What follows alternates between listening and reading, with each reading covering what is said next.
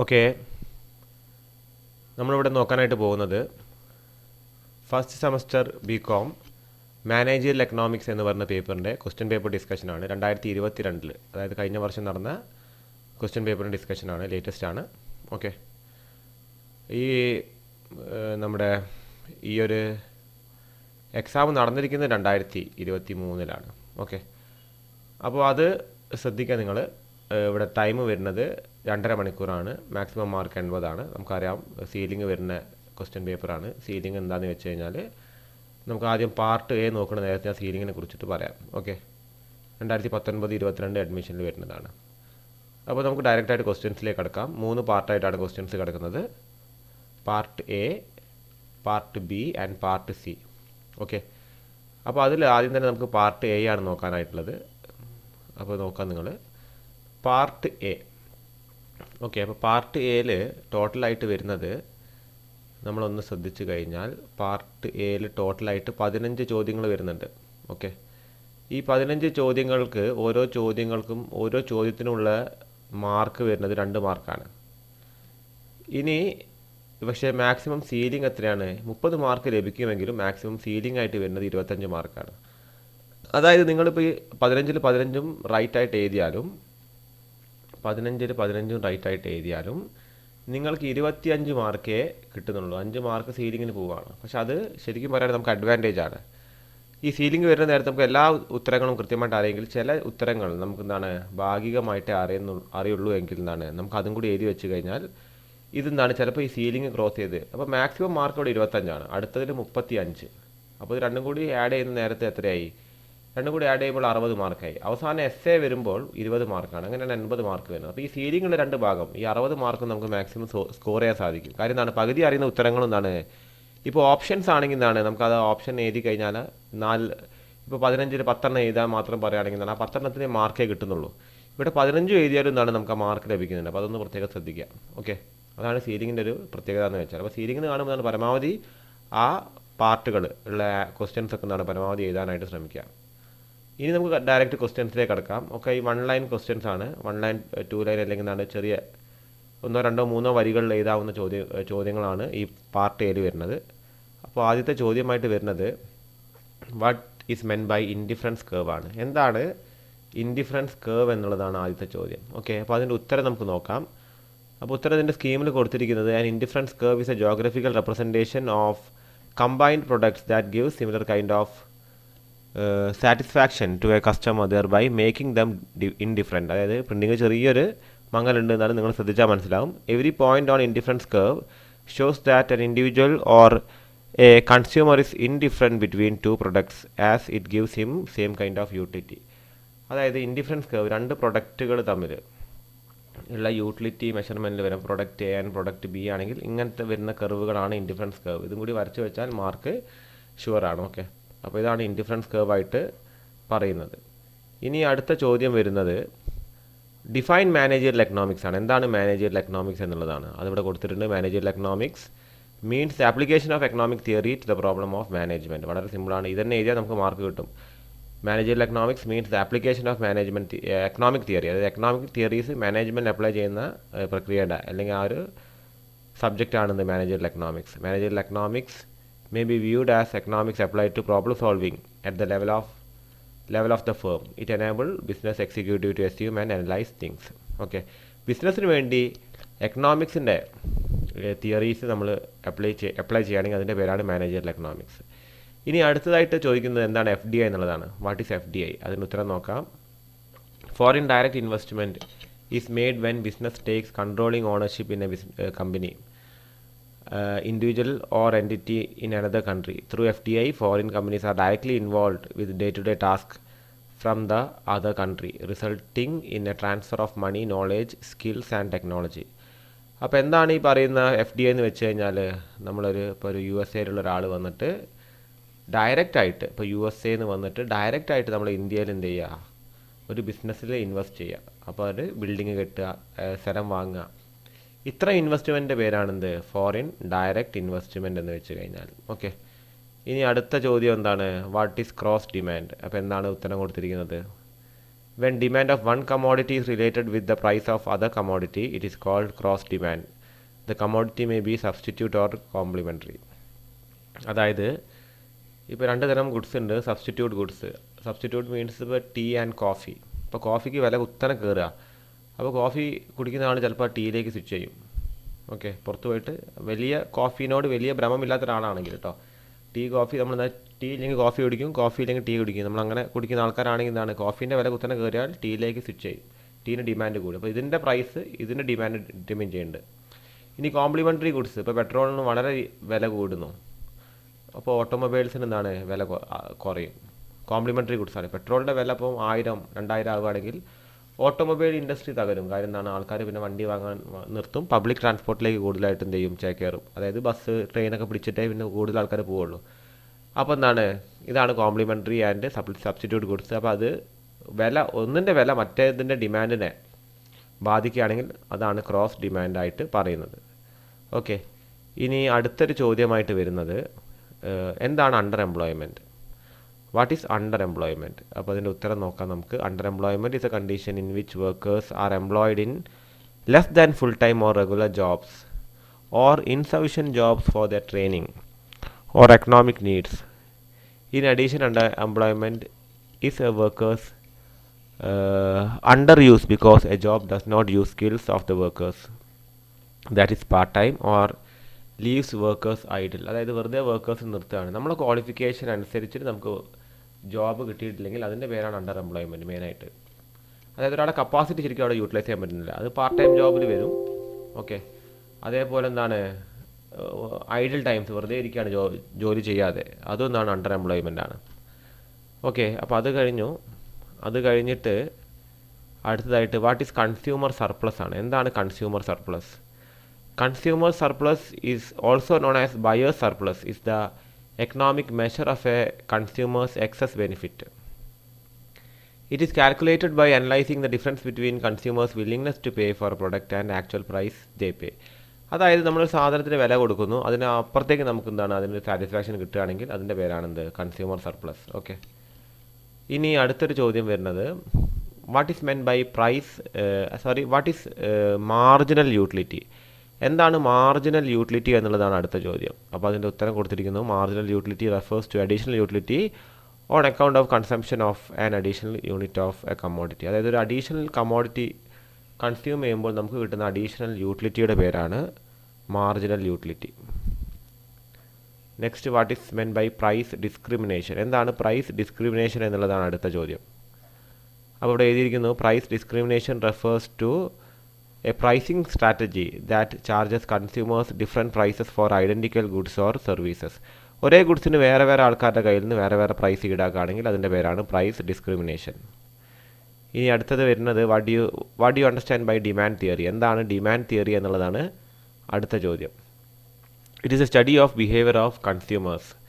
Demand theory is an economic principle relating to relationship between consumer demand for goods and services and prices in the market. അതായത് കൺസ്യൂമറിൻ്റെ ഡിമാൻഡും മാർക്കറ്റിലെ വാല്യൂയും തമ്മിലുള്ള ഒരു റിലേഷൻഷിപ്പാണെന്ത്, demand theory. Demand theory forms the basis of demand curve.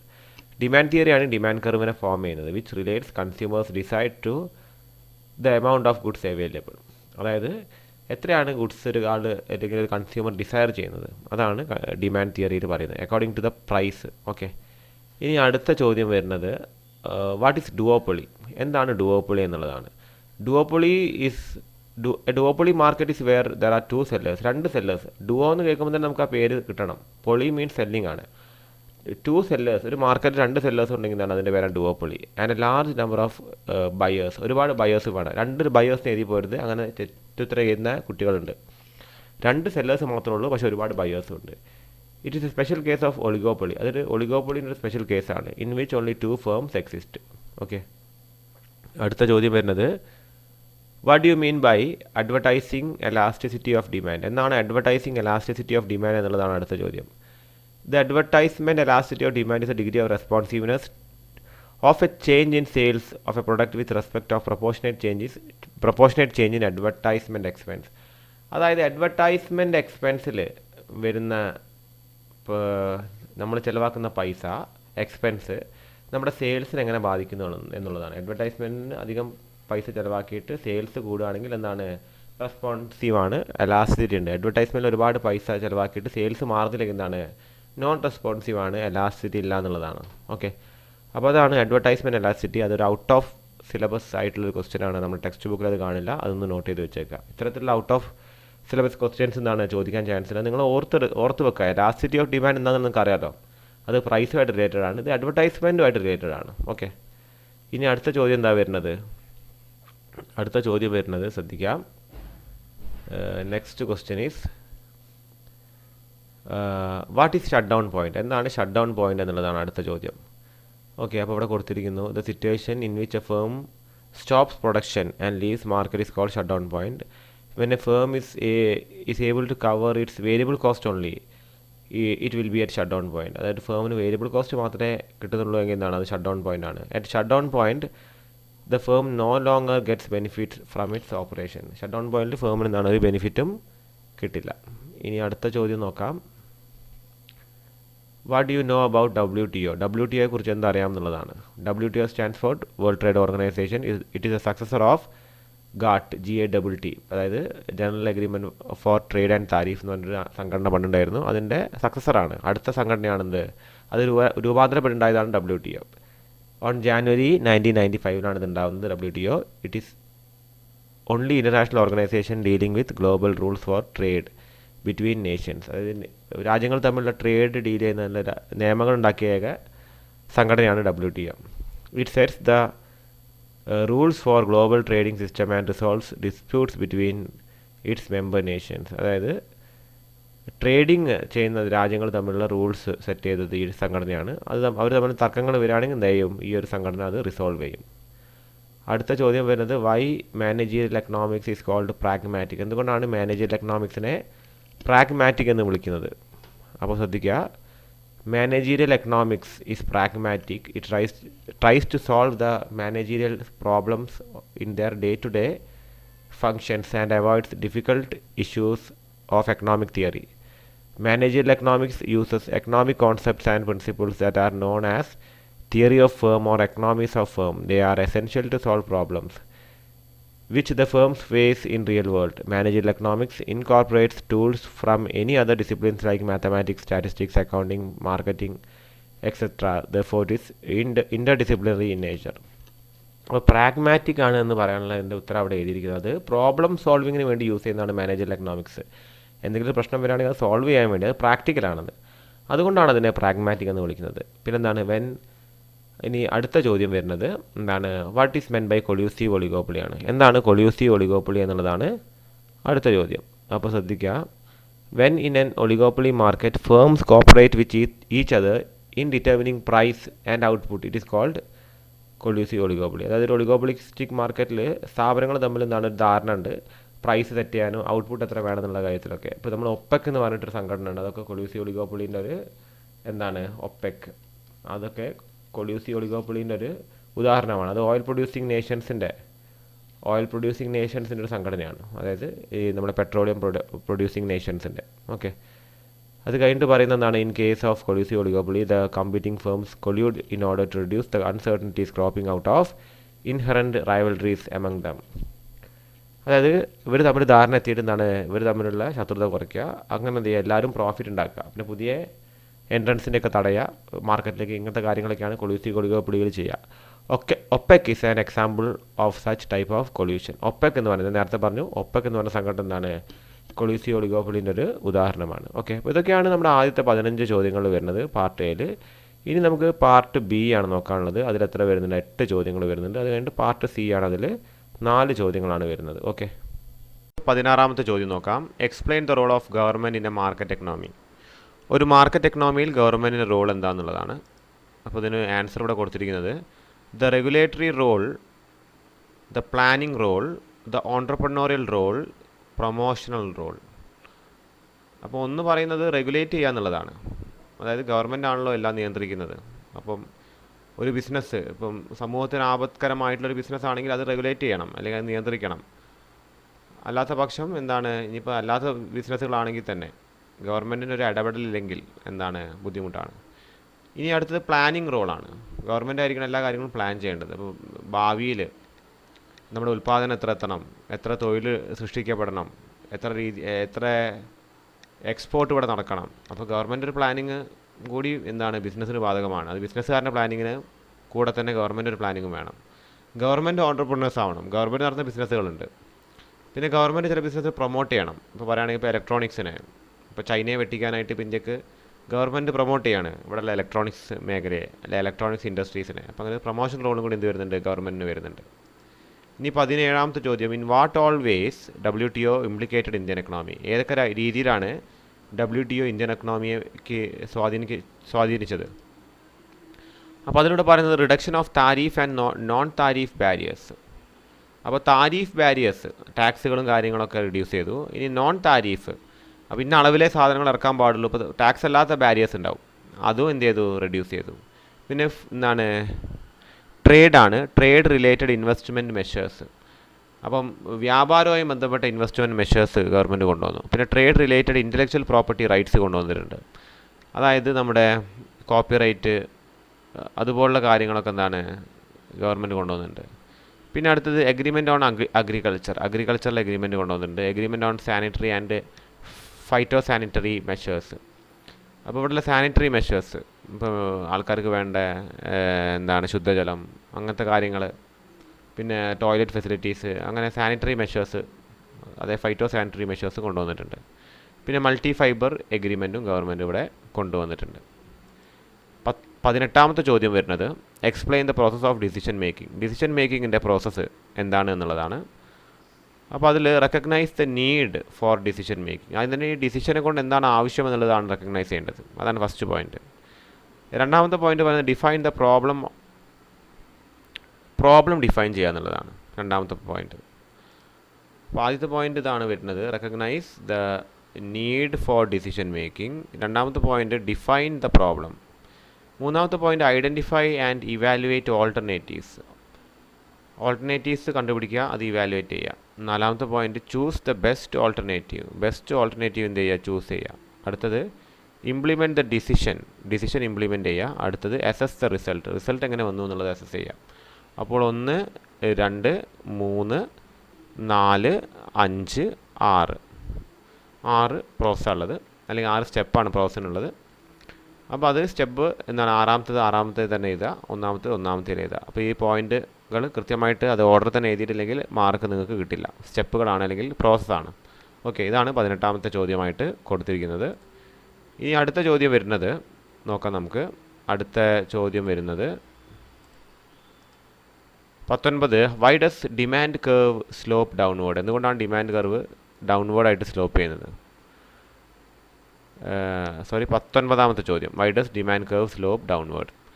അപ്പോൾ ഇവിടെ കൊടുത്തിരിക്കുന്നത് the law of diminishing marginal utility, income effect, substitution effect, change in the number of consumers, different uses of commodity. ഇപ്പോൾ കമോഡിറ്റി വിവിധ രീതിയിൽ use ചെയ്യാം.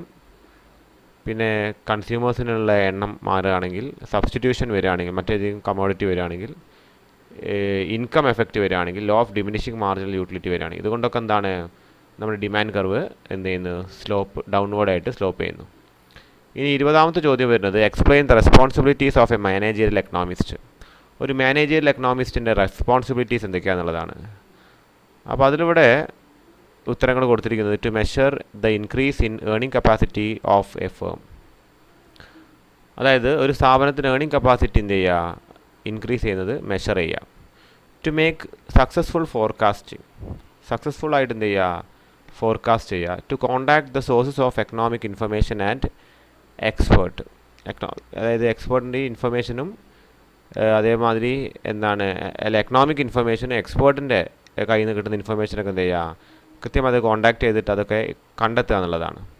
To keep the management informed of all possible economic trend. എല്ലാ economic ട്രെൻഡുകളെ കുറിച്ചിട്ട് management inform ചെയ്യുക എന്നുള്ളതാണ്. To achieve respectable status in the firm. ഒരു ഫേമിൽ റെസ്പെക്റ്റബിൾ സ്റ്റാറ്റസ് അച്ചീവ് ചെയ്യുക എന്നുള്ളതാണ്. പിന്നെ ടു പെർഫോം ഫങ്ഷൻ സിൻസിയർലി. ഒരു ഫങ്ഷൻ കിട്ടിയാൽ, ഒരു ജോലി കിട്ടിക്കഴിഞ്ഞാൽ അത് സിൻസിയറായിട്ട് ചെയ്യുക എന്നുള്ളതാണ്. ഇനി അടുത്തത് state the features of Indian economy. Indian എക്കണോമിയുടെ ഫീച്ചേഴ്സ് എന്തൊക്കെയാണെന്നുള്ളതാണ്.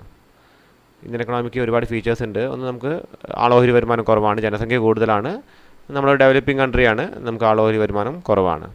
ലോ ലിവിങ് സ്റ്റാൻഡേർഡ്, നമ്മുടെ ജീവിത നിലവാരം ഒരുപാട് പേര് ഇപ്പോഴും നമ്മൾ മറ്റ് സംസ്ഥാനങ്ങളിലൊക്കെ പോയാൽ പ്രത്യേകിച്ച് നമ്മൾ കാണും. അല്ലെ നമ്മൾ കേരളം ആകെ ഒരു ശതമാനമോ 2% ജനസംഖ്യ മാത്രമേ മൊത്തം ഇന്ത്യയിൽ കേരളത്തിൽ വരുന്നുള്ളൂ. അപ്പോൾ കേരളത്തിലൊക്കെ അത്യാവശ്യം ലിവിങ് സ്റ്റാൻഡേർഡ്സ് ഒരുവിധപ്പെട്ട ആൾക്കാർക്കൊക്കെ ഉണ്ടെങ്കിൽ പോലും മറ്റ് സംസ്ഥാനങ്ങളിൽ ഭൂരിഭാഗം ആൾക്കാരും വളരെ പരിതാപകരമായ രീതിയിലൊക്കെ ജീവിക്കുന്നുണ്ട്. പിന്നെ എക്സസീവ് ഡിപ്പെൻഡൻസ് ഓൺ അഗ്രികൾച്ചർ, ഇപ്പോഴും നമ്മൾ കേരളം ഒഴിച്ച് മറ്റ് സംസ്ഥാനങ്ങൾക്ക് അധികം കൃഷി ആയിട്ട് ബന്ധപ്പെട്ടാണ് ജീവിക്കുന്നത്. അപ്പോൾ കൃഷീൻ്റെ പല ബുദ്ധിമുട്ടുകൾ കർഷകർക്കുണ്ട്. ഈ ഇടനിലക്കാർക്കൊക്കെ കുഴപ്പമില്ല, പക്ഷേ കർഷകർക്ക് ബുദ്ധിമുട്ടുകൾ പലർക്കും ഉണ്ട്.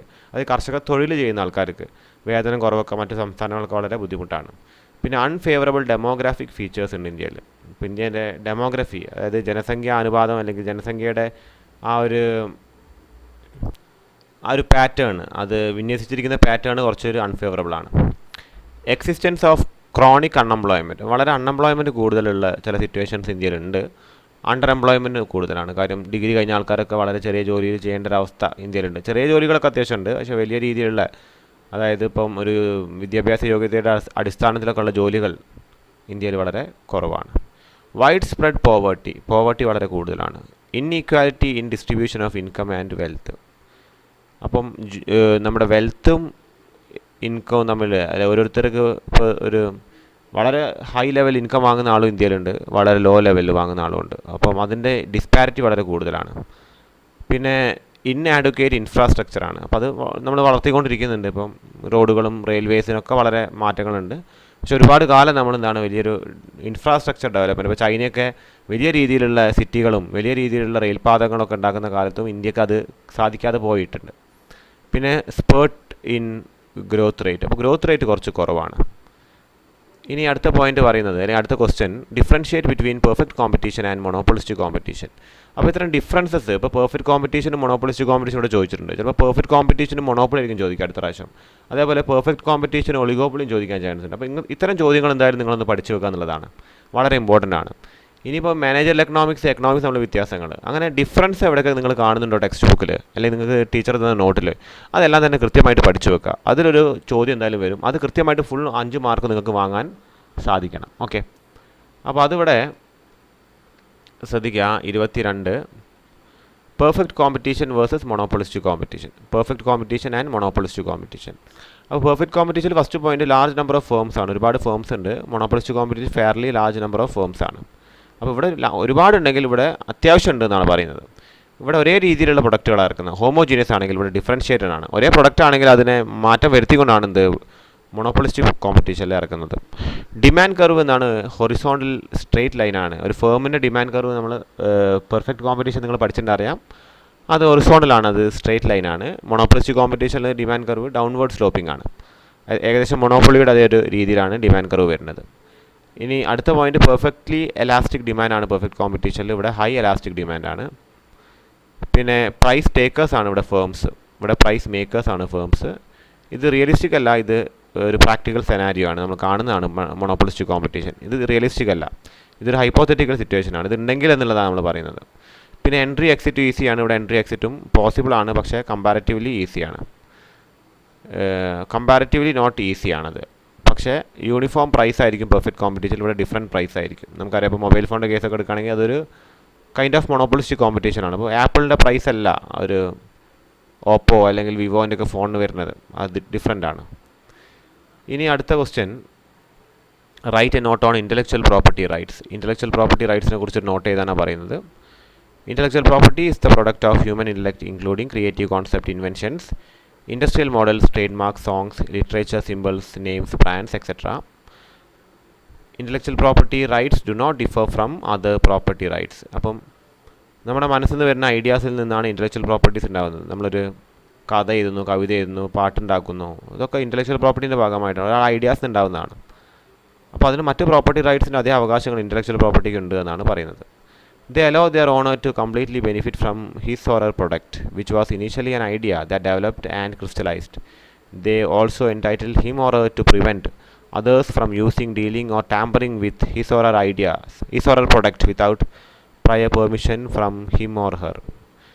അതായത് ഒരാളുടെ മനസ്സിൽ നിന്നൊരു ഐഡിയ ആണ്, അത് മറ്റൊരാൾക്ക് യൂസ് ചെയ്യാൻ സമ്മതിക്കാത്തൊരു റൈറ്റാണ് ഇൻ്റലക്ച്വൽ പ്രോപ്പർട്ടി റൈറ്റ്. ഇപ്പം ഞാനൊരു കഥ എഴുതി കഴിഞ്ഞാൽ ആ കഥ പിന്നെ വേറെ ആളൊരു സിനിമയാക്കിയിട്ട് അയാൾ പൈസ ഉണ്ടാക്കി കഴിഞ്ഞാൽ അത് ആ കഥയുടെ ഐഡിയ വന്നത് എന്നിൽ നിന്നാണ്. അപ്പോൾ അത് ഞാൻ കോപ്പി റൈറ്റ് എന്ന് പറഞ്ഞിട്ടുള്ളൊരു ഇൻ്റലക്ച്വൽ പ്രോപ്പർട്ടി റൈറ്റ് എടുക്കുകയാണെങ്കിൽ പിന്നെ എനിക്കല്ലാതെ മറ്റൊരാൾക്ക് അതിന് പകർപ്പവകാശമോ അല്ലെങ്കിൽ അതൊരു എന്താണ് കമേഴ്ഷ്യലൈസ് ചെയ്യാനോ സാധിക്കില്ല. Okay, he or she can in fact legally sue them and force them to stop compensate for any damage. അപ്പോൾ ഇവർക്ക് വേണമെങ്കിൽ എന്ത് ചെയ്യാം, അവരെക്കെതിരെ കേസ് കൊടുക്കാം. IPR is not a new concept. It is believed that IPR started in North Italy during Renaissance era. അപ്പോൾ renaissance, അപ്പോൾ യൂറോപ്പിൽ അല്ലെങ്കിൽ ഇറ്റലിയിലൊക്കെ നടന്ന ആ ഒരു നവോത്ഥാന കാലഘട്ടത്തിൽ തന്നെ ഈ പറയുന്ന IPR കോൺസെപ്റ്റ് ഉണ്ട്. അന്നാണ് വലിയ വലിയ ശില്പങ്ങളും അല്ലെങ്കിൽ വലിയ വലിയ പെയിൻറ്റിങ്ങുകളൊക്കെ ഉണ്ടായിട്ടുണ്ട്. അപ്പോൾ മൈക്കലാഞ്ചലോ, പിക്കാസോ എന്നൊക്കെ പറഞ്ഞ ആൾക്കാരൊക്കെ, പിക്കാസോ കുറച്ചും കൂടി അടുത്താണ്, മൈക്കലാഞ്ചലോ അങ്ങനത്തെ ഡാവിഞ്ചി എന്നൊക്കെ പറഞ്ഞ ആൾക്കാരൊക്കെ ഈ വലിയ വലിയ പെയിൻറ്റിങ്ങുകൾ, മോണാലിസ പോലത്തെ പെയിൻറ്റിങ്ങുകളൊക്കെ നടത്തിയിട്ടുള്ളത് ഈ റിനൈസൻസ് എറയിലാണ്. അപ്പം അന്ന് മുതലേ ഇൻ്റലക്ച്വൽ പ്രോപ്പർട്ടി ഉണ്ടെന്നാണ് പറഞ്ഞത്. Venice is issued as a law regulating patents protection that granted എന്നെ വെനീസിലാണ് ഇത് വന്നത്. കോപ്പിറൈറ്റ് 1440 മുതലുണ്ട്. Johannes Gutenberg invented printing press with replaceable movable wooden or metal letters. Late 19th century number of countries felt the necessity laying down laws regulating. പിന്നീട് intellectual property വന്നെന്നുള്ളതും പിന്നെ 83 Paris കൺവെൻഷനിൽ ഇത് വരുന്നത്. പിന്നെ ബേൺ കൺവെൻഷൻ 86 അത് artistic വർക്കിനെ കുറിച്ചിട്ട്. അങ്ങനെ ഒരുപാട് കാര്യങ്ങൾ ഇവിടെ കൊടുത്തിട്ടുണ്ട്. ഇതൊക്കെയാണ് 23ാമത്തെ ക്വസ്റ്റ്യനിൽ write note on intellectual property റൈറ്റിൽ പറയുന്നത്. ഇനി നമ്മുടെ എസ്സേ പോർഷനാണ്. അപ്പോൾ നമുക്കറിയാം ഇത് 16 മാർക്കിൻ്റെ 5 മാർക്കിൻ്റെ ക്വസ്റ്റ്യനാണ്. നോക്കിക്കഴിഞ്ഞാൽ ഇവിടെ 8 ചോദ്യങ്ങളുണ്ട്. അപ്പോൾ 40 മാർക്കാണ് വേണ്ടത്. പക്ഷേ മാക്സിമം സീലിംഗ് വരുന്നത് 35. അപ്പോൾ 8 നിങ്ങൾ എഴുതിയിട്ട് ഏതെങ്കിലുമൊക്കെ കുറച്ചൊക്കെ തെറ്റിപ്പോയാലും ചിലപ്പോൾ നിങ്ങൾക്ക് ഈ 35 മാർക്ക് ഇവിടെ സ്കോർ ചെയ്യാൻ സാധിക്കും. അപ്പോൾ സീലിംഗുള്ള ഭാഗങ്ങൾ ഫുള്ളായിട്ട് എഴുതാൻ നോക്കുക. ഇവിടെ എനി 2 പറയുന്നത്. അപ്പോൾ നിങ്ങൾ 4 എഴുതരുത് ഒരിക്കലും. നിങ്ങൾ എന്ത് ചെയ്യണം, എപ്പോഴും ശ്രദ്ധിക്കണം. ഇതൊക്കെ വായിച്ച് നോക്കിയിട്ട് വേണം നിങ്ങൾ എക്സാം എഴുതാനായിട്ട്. അപ്പോൾ ഇവിടെ ഏതെങ്കിലും 4 കൊടുത്താൽ ഏതെങ്കിലും 2 എടുത്ത് എഴുതിയാൽ മതി. അപ്പോൾ ആദ്യത്തെ ചോദ്യം, discuss the poverty elevation programmes of government. അപ്പോൾ എന്തൊക്കെ പോവർട്ടി ഒഴിവാക്കാൻ അല്ലെങ്കിൽ പോവർട്ടിയിൽ നിന്ന് രക്ഷപ്പെടാൻ ഗവൺമെൻറ് എന്തൊക്കെ പ്രോഗ്രാമുകളാണ് കൊണ്ടുവന്നെന്നുള്ളതാണ്.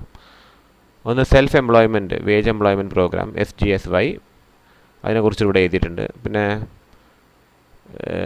സ്വർണ്ണ Jayanti Swarozgar Yojana, prime minister's Rozgar Yojana, rural employment generation programme, Swarna Jayanti സഹരി Rozgar Yojana, Jawahar Rozgar Yojana, Nehru Rozgar Yojana, പിന്നെ ഫുഡ് സെക്യൂരിറ്റി പ്രോഗ്രാം. ഇങ്ങനെ ഒരുപാട് പദ്ധതികൾ. ആ പദ്ധതികളുടെ പേരൊക്കെ നിങ്ങൾ ടെക്സ്റ്റിൽ കൊടുത്തിട്ടുണ്ട്.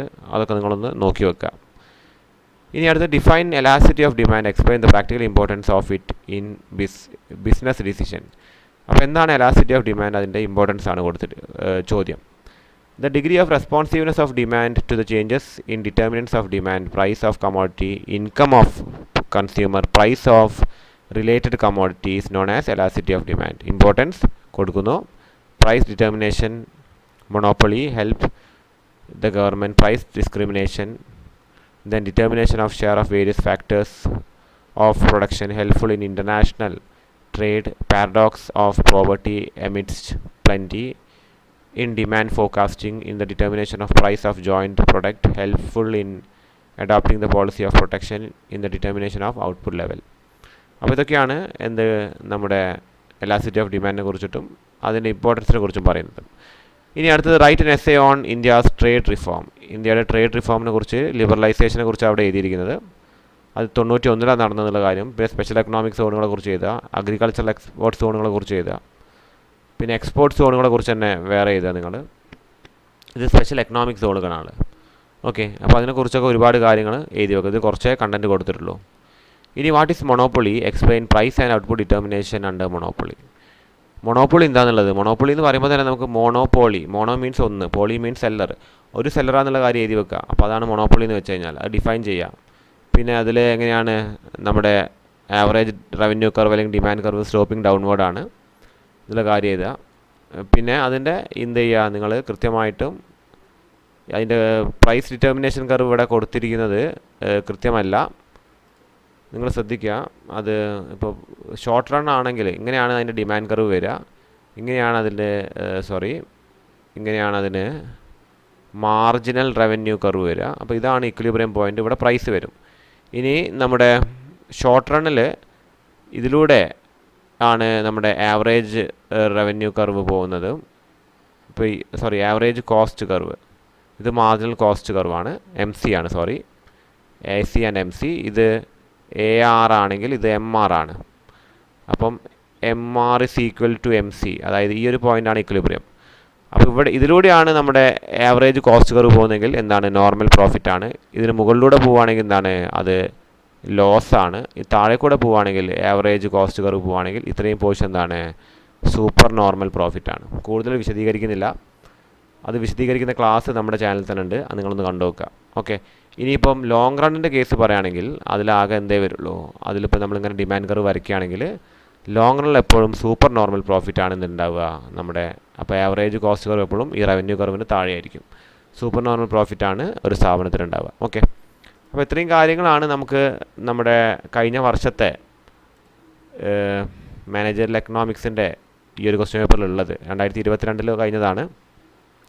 ഓക്കെ, ഇനി 23-24 ബാച്ചിൻ്റെതിൽ ഇത്രയും ക്വസ്റ്റ്യൻസ് ആണ് കഴിഞ്ഞ വർഷം വന്നത്. ചിലത് പാറ്റേൺ ഫോളോ ചെയ്യും, ചിലത് ഇപ്പോൾ ഡിഫറൻസ് ഒക്കെ നിങ്ങളോട് നേരത്തെ പറഞ്ഞാൽ മതി. ഇപ്പോൾ പ്രൈസ് ഡിസ്ക്രിമിനേഷൻ അവിടെ ചോദിച്ചതെങ്കിൽ നിങ്ങൾ പിന്നെ പ്രൊഡക്റ്റ് ഡിഫറൻസിയേഷൻ പ്രതീക്ഷിക്കുക. അതേപോലെ അണ്ടർഎംപ്ലോയ്മെൻറ്റ് കൊടുക്കുന്നു. ഓക്കെ, അപ്പോൾ അൺഎംപ്ലോയ്മെൻ്റ് ഒക്കെ ചിലപ്പോൾ ചോദിക്കാൻ ചാൻസ് ഉണ്ടാവും. ക്രോസ് ഡിമാൻഡ് ആകുമ്പോൾ ചിലപ്പോൾ ഇൻകം ഡിമാൻഡോ അങ്ങനെ ചോദിക്കാൻ ചാൻസ് ഉണ്ട്. പിന്നെ ഡുവോപ്പൊളി ചോദിച്ചിട്ടുണ്ട്. അപ്പോൾ ഇതൊന്നും 1-2 ചോദ്യങ്ങൾ ചോദിക്കാൻ ചാൻസ് ഉണ്ട്. അതൊന്ന് നോക്കി വെച്ചേക്കുക, നിങ്ങൾ ഒന്ന് ഓടിച്ചിട്ട് നോക്കുക. ബാക്കി അധികം നിങ്ങൾ ഹെവി ആയിട്ട് നോക്കേണ്ടത് ഇതിലില്ലാത്ത കാര്യങ്ങൾ പരമാവധി നോക്കിയിട്ട് വേണം പഠിക്കാനായിട്ട്. അതേ പാറ്റേൺ ഒരിക്കലും യൂണിവേഴ്സിറ്റി ഫോളോ ചെയ്യില്ല. അപ്പോൾ ഇതിലുള്ള ക്വസ്റ്റ്യൻസ് പരമാവധി എന്ത് ചെയ്യുക, നിങ്ങൾ സ്കിപ്പ് ചെയ്യാണ് വേണ്ടത്. സ്കിപ്പ് ചെയ്തിട്ട് നിങ്ങൾ എന്ത് ചെയ്യുക, അതില്ലാത്ത ക്വസ്റ്റ്യൻസ് പരമാവധി അതിന് ഊന്നൽ കൊടുക്കുക. പിന്നെ ഡിഫറൻസ് ഞാൻ പറഞ്ഞ പോലെ അത് പഠിക്കുക. ഇവിടെ മൊണോപ്പൊളിയെ കുറിച്ചിട്ടാണ് ചോദിച്ചെങ്കിൽ ചിലപ്പോൾ മൊണോപ്പൊളിസ്റ്റ് കോമ്പറ്റീഷനോ ഒളിഗോപ്പൊളി ആയിരിക്കും ചോദിക്കാൻ ചാൻസ് ഉണ്ടാവുക. അപ്പോൾ അതൊന്ന് ശ്രദ്ധിക്കുക. ഓക്കെ.